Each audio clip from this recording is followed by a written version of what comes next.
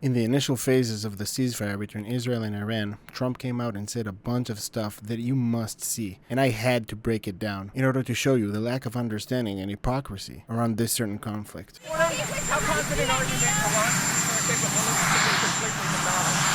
I think it's been completely demolished. This question is about the nuclear facility in Fordo, which he thinks that is completely demolished, which, okay, makes it his opinion, but no one is talking about the 400 kilograms of enriched uranium that now is in the wind, and no one can tell where it is. And we do know that it is in the hand of a terroristic regime that now is angrier than ever and was sponsoring terrorist groups with their proxy wars and whatever, and don't think that it is above them to give them nuclear materials. And by the way, if they will give them that nuclear material, that's going to be a dirty bomb. I think the reason we're here is because those pilots, those B-2 pilots, did an unbelievable job. Every time when you try to control a narrative or to shift the public opinion, you need one of two things. Either someone to blame, someone to demonize, or someone to glorify. A hero character, which I think Trump is doing right now with those B-2 pilots. He starts by giving them a name, giving them an identification, those B-2 pilots. And he makes it sound like they did everything by themselves. Now, just to put everything in perspective, we're talking about fighter pilots that flew in to already cleared airspace by the Israeli military with little to no threat to bomb a facility that Israel gathered intelligence on, fly over the target, press a button, and come home. Now, I don't want to take away from those pilots, because it does take a certain amount of courage to fly over an enemy airspace. But he makes it sound like they did everything by themselves, clearing of the airspace, the intelligence gathering, and totally ignoring the fact that they flew in on a red carpet, or a Persian carpet for that matter. That was put down by Israel in order to strike those targets. Now, when everyone talking about someone like that, creating a war hero and idolizing them, that always makes me suspicious. Because what you're doing, putting someone on a patriotic pedestal like that, you make question and criticism of that person's acts look like you're spitting on the American flag or something, like your acts is against America. And I think this is exactly what he's trying to do. And you know, the fake news, like CNN in particular, they're trying to say, well, I agree that it was destroyed, but maybe not that destroyed. You know what they're doing? They're really hurting great pilots that put their lives in the line. You see, he avoids the claim of the destruction of the facility by changing the narrative into the character of those B-2 pilots, like they're talking bad upon American heroes. CNN is scum, and so is MSDNC. They're all, and frankly, the networks aren't much better. It's all fake news, but they should not have done that.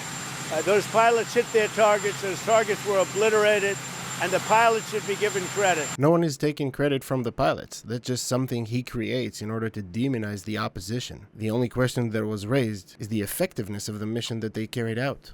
They're not after the pilots, they're after me. They want to try and demean. You heard that? This is really important. This is the result of going off script. This is an admission of the narrative that he was trying to create. That everyone is after the pilots. Not the mission that they conducted, but the pilots and American heroes. But in the heat of the moment, he's also taking it personally, like everyone is after him, and is somewhat victimizing himself, which he does have a tendency to do every now and then, in order to prepare the ground from criticism from the media, to make the media look illegitimate and reporting only fake news. Now, it is true that the conventional media have lost their credibility, and they do have fake reports and agendas behind their reportings, but even a broken clock is right twice a day. And in the world that we are living, everything can be weaponized, so don't think that it is above Trump to not weaponize the lack of credibility that conventional media has these days in order to achieve his goals. Do you think that Iran can rebuild its nuclear program? Iran will never rebuild its nuclear. From there? Absolutely not. The amount of confidence that the guy has, not only to the results of the strike, but also to the future of Iran and its intentions, is insane and unrealistic. How can you be so sure that they will not try to have nuclear weapons in the future? I can tell you right now that this is not true, especially after the strikes by Israel and America. This is again a lack of understanding of culture, that now the Iranian ego is bruised, and they must do something in order to repair that, which they tried to do with their ballistic attacks, but that's not enough. And if you know anything about the Iranian regime culture, is that they have a really long memory and really long patience, and they will not forget. I mean, the proxy wars that they created across the Middle East was the result of the Iran-Iraq war, of them trying to control the Middle East after a promise that they promised themselves to never fight over Iranian grounds again. So all the fight will be across their borders, driven by them to achieve their goals. And again, no one is talking about the 400 400 kilograms of enriched uranium, enriched to a level that can only be used for nuclear weapons, not for energy. And where is it now? Iran is still a major nuclear threat, and now they're pissed off, even more hateful, and still very, very close to a nuclear device. And I would highly recommend for you to search for the gun method for creating nuclear devices, and see how simple it is for them to create a nuclear device in a few days. Why few days? Because Donald Trump, with his divine genius, removed the sanctions from Iran before the enriched uranium can be accounted for, because he's so sure that everything that got to do with the nuclear program was destroyed. And not only that, he knows that Iran have totally ditched the idea of nuclear weapons in their arsenal. That's how crazy the situation is right now. That place is under rock. That place is demolished. The B-2 pilots did their job. They did it better than anybody could even imagine. They hit late in the evening. It was dark with no moon, and they hit that target with every one of those things, and that place is gone. But when I see CNN all night long, they're trying to say, well, maybe it wasn't really as demolished as we thought. It was demolished. You take a look at the pinpricks, and you see. The art of talking without saying anything. Now he will try to demonize the people who have criticism about the strike by attacking their loyalty and patriotic character, because now they are against America and against those B-2 pilots. That place is gone, and I will say, I think CNN ought to apologize to the pilots of the B-2s. I think that MSDNC ought to apologize. I think these guys really, these networks and these cable networks are real losers. You really are. You're real losers. This is great. You're gutless losers. I say that to CNN because I watch it. I have no choice. I got to watch that garbage. It's all garbage. It's all fake news.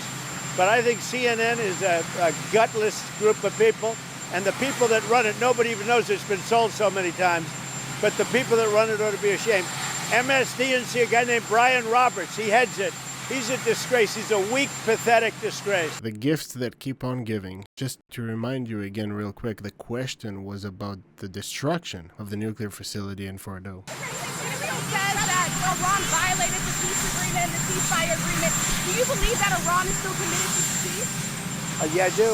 They violated it, but Israel violated it too. Are you questioning if Israel is committed? Israel, as soon as we made the deal, they came out and they dropped a load of bombs, the likes of which I've never seen before. The biggest load that we've seen. I'm not happy with Israel. You know, when I say, okay, now you have 12 hours, you don't go out in the first hour and just drop everything you have on. Well, yeah, of course you do. And that's because you intervened in an ongoing operation, and now you've put a timeline to the end of this operation that still have objectives to be achieved. So now, with a narrow timeline, Israel have tried to achieve all of those objectives by putting priorities on the target list, so they would be able to achieve that in the timeline that you have presented. And by the way, people are not talking about the fact that during this war, Iran have shot ballistic missiles into Israel each day between 2 or 3 volleys of missiles. And in this 12-hour till the ceasefire that Donald Trump has presented, they shot 5 or 6 volleys of ballistic missiles into Israel, and the amount of drones that has not been fully disclosed yet, but there is estimation that it was between 70 to 150 drones simultaneously launched with those ballistic missile strikes. So Iran did the exact same thing that Israel did during this 12-hour period. And if you recall, in that morning of the ceasefire, during this 12-hour period, they actually managed to hit a civilian building in the city of Beersheba and kill a bunch of people inside. So I'm not happy with them. I'm not happy with Iran either. But I'm really unhappy if Israel's going out this morning because of one rocket that didn't land, that was shot, perhaps by mistake, that didn't land. I'm not happy about that. Is this real? Is that an actual claim? So let me get this straight. Someone has accidentally shot a ballistic missile into another country. That's understandable. He just woke up, drank his coffee, and while going to watch the news, he slipped and fell on a ballistic missile launcher that pushed him outside of his protective cave in a mountain to a launch site. And then while trying to drag back the launcher into the site, he accidentally erected the missile, put the coordinates in, and shot it. All of it by mistake. It's not a misfire with a gun. Accidentally shoot a ballistic missile can only happen with lack of communication between the one authorizing the launch and the ones shooting it. This is the only accidental launch that could be occurred with ballistic missiles, which of course it is possible, but highly doubtful, because the procedure to shoot ballistic missiles takes time and preparation, and for most of this preparation time, you also have intervention from higher ups in your chain of command. And the Iranian military command structure is highly centralized, which means most final decisions are always being made, but the most higher up in that chain of command. And with the type of government that Iran is currently having, that guy, the most higher up chain of command, is the supreme leader himself. And to prove my point, during this break of the ceasefire, Iran first claimed that it was a mistake, and it only lasted for a few hours, till it was clear to everyone that this claim is totally ridiculous. And then they claimed that it was a response to whatever. You know what? We basically have two countries that have been fighting so long and so hard that they don't know what the they're doing. Do you understand that? Don't know what they're doing. This is a very weird claim, directed at two countries that have been doing that longer than you and longer than the United States. Israel's fight in the Middle East has been ongoing since their inception and even before that. And what exactly do you mean by don't know what they're doing? The Iranians are clearly declaring what their intentions are, which, by the way, are not directed only towards Israel, but to the US as well. And Israel was declaring what their intentions are for 40 years. And it's simple as that. And don't know what they're doing to carry out this amazing strike overnight with such surgical precision, and probably one of the most impressive intelligence operations that have been carried out this century, and somehow they don't know what they're doing. And Iran, that has been running proxy wars for the better half a century, manipulating the world and public opinion while doing a very good job by keeping their hands clean and only exposed by Israeli intelligence, while playing this nuclear game with so-called diplomatic solutions, while actively producing nuclear materials in order to achieve nuclear capabilities in the Middle East. They don't know what they're doing. They have been spinning the world and world's opinion for the better half of a century, and they don't know what they're doing. That again goes to the lack of understanding of the Iranian and Muslim culture that regime has. If you don't understand it, that doesn't mean that they don't know what they're doing, only because it doesn't align with your type of logic. If I were to summarize everything up, I think that one of the worst outcomes of this conflict has actually been achieved by Donald Trump. I think there is worse to come, and sadly the worst is still ahead of us. Think about it that way. You got a regime that actively sponsored terrorist groups around the world and even carried out hits, not once but twice, on American president and another hit on the Israeli prime minister. And now they have 400 kilograms of enriched uranium unaccounted for, and they have all the justification in the world to not disclose its location or even to claim that it has been lost. For a long time, one of the biggest threats from all different type of intelligence agencies was nuclear capabilities in the hands of terrorist groups. And sadly now, I think we are closer to this option from ever before. I think this operation was a huge missed opportunity to actually provide an escape for the rest of the countries in the Middle East from the Iranian regime grasp, because it's a grasp not only by military power, but also a grasp with a religion power and ideology behind it. We've missed an opportunity to actually have Islamic countries step out of the shadow of Iran and form their own identity, which, by the way, if you take a look in the geopolitical map, only the countries that share borders with Israel are the one that was able to kind of step away from that shadow and hide in plain sight. And that's only because of the reason that Israel was targeting the Iranian efforts to control those countries, and it was able to do so because they share borders, and it was presenting a real threat to Israel's existence. Now, I'm not sure about the motives behind the decisions of Donald Trump, but with its latest tweet on the subject, I got a few theories.